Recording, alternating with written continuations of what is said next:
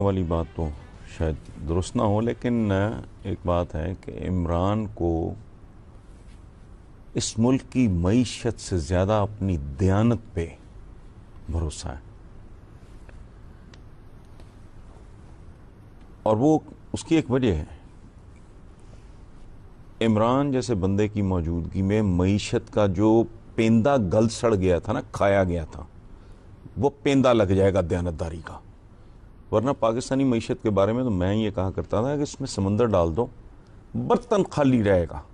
جس طرح یہ ملک کھایا گیا واقعی، جب کس کس کی تو ٹیٹیاں اور کئی ہزار 500 گنا دولت میں اضافہ چند سالوں میں، یہ سارا اچھا سو ٹائم، لیکن میرا خیال ہے کوئی عمران تھوڑی زیادتی کر گیا۔ دو مہینے کا کیس نہیں ہے۔ میرا خیال ہے کہ 2-4 مہینے میں خوشخبری مل جائے گی کہ یہ جو بی بی ہے نا، معیشت بی بی، پاؤں بھاری ہو گیا ہے۔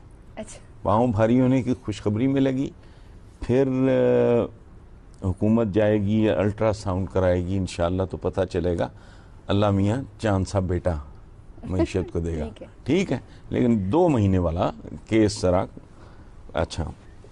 اور یہ اپوزیشن بھی اندر سے جانتی ہے کہ اگر اس بندے کو وقت مل گیا تو انہیں دوبارہ وقت نہیں ملے گا، because he'll turn the tables۔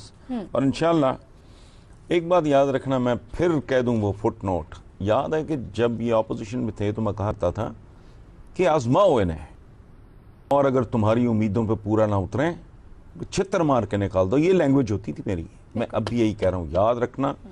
Democracy اور ڈرل، کیا کہہ رہا ہوں، ڈیموکریسی اور ڈرلنگ میں کوئی فرق نہیں ہے۔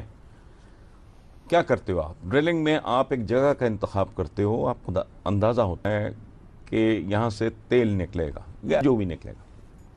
پولیٹیکل پارٹی بھی اس سائٹ کی طرح ہوتی ہے، لیکن یہ نہیں کہ آپ اندھوں کی طرح ساری زندگی لگے رہو۔ ہماری تذلیل بھی اس لیے ہو رہی ہے کہ ہم اپنے دین کی بنیادی ہدایات پہ عمل نہیں کرتے۔